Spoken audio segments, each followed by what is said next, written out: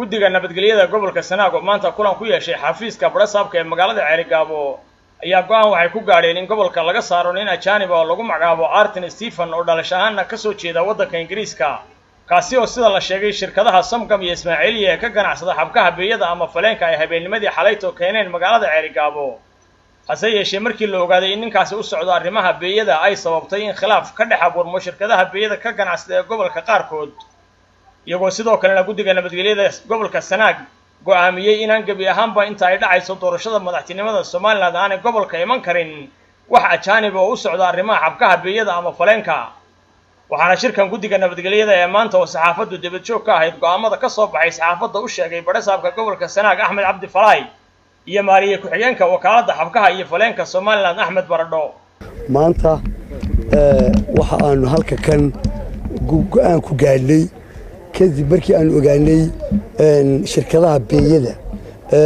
Samgam iyo Aslimaydi ay muddo dheer hawlo nabadgelyo darro aanu ku aragnay waxaan go'aansanay xaqiiqan maanta oo go'aan ku gaadhay in maxay ahaytoy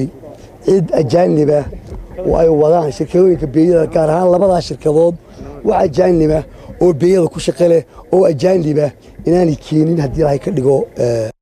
gobolka ilaa iyo inta doorashadu ay dhacayso haddii waxa jirtay sida la ii sheegay anigu kolley shakhsiyan maan ogeyn kuwa hore ee ka horeeyana waan ogaa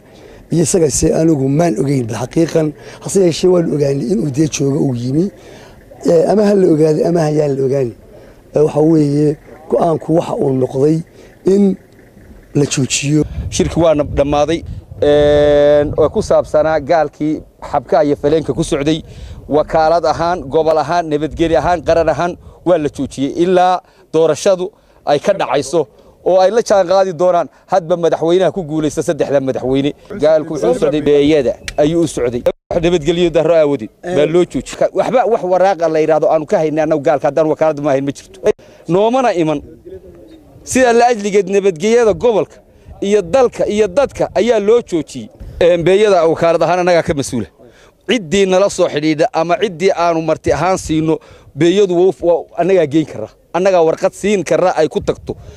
ciddii wadata iyo caddaanba haddeer waxa la Samgam baa wadata iyo Ismaaciiliya sida la igu sheegay xasan saalax xaaji xasan ayaa hormuudka ah waa Cabdullaahi Xuseen Darwiish Somali Cable TV Ceerigaabo